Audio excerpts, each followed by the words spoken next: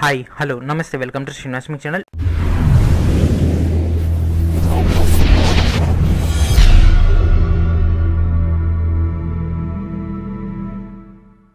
ఇప్పుడు మనకు ఆర్ఆర్బీ సికింద్రాబాద్ నుంచి ఆర్ఆర్బీ ఏఎల్పీ నోటిఫికేషన్ నెంబర్ 01/2018 సంబంధించి ఎగ్జామ్ సిటీ ట్రావెల్ పాస్ సంబంధించి అదేవిధంగా స్కోర్ కార్డ్ సంబంధించినటువంటి అఫీషియల్ లింక్ అనేది మనకు ప్రొవైడ్ చేయడం జరిగింది. దానికి సంబంధించినటువంటి పూర్తి డీటెయిల్స్ చూద్దాం.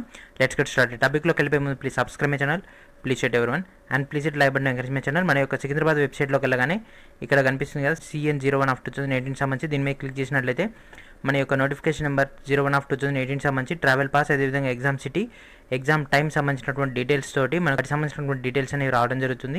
ఈ రోజు మనకు ఈవినింగ్ 6 నుంచి 16వ తారీఖు రోజు నైట్ దాకా ఈ యొక్క లింక్ అనేది యాక్టివేట్లో ఉంటుంది. సో దీని మీద క్లిక్ చేసినట్లయితే మన యొక్క లింక్ అనేది యాక్టివేట్ చేయడం జరిగింది. బట్ మనకి ఈరోజు ఈవినింగ్ 6 నుంచి ఈ యొక్క డేటా అనేది అవైలబిలిటీలోకి రాబోతుంది. జస్ట్ మనకి ఇంకా 1 or 2 అవర్స్లో ఈ లింక్ అనేది యాక్టివేట్ అవబోతుంది. లింక్ అనేది యాక్టివేట్ అయిపోయిన తర్వాత ఇక్కడ క్యాండిడేట్ యొక్క registration number, date of birth enter చేసి లాగిన్ క్లిక్ చేయాల్సి ఉంటుంది.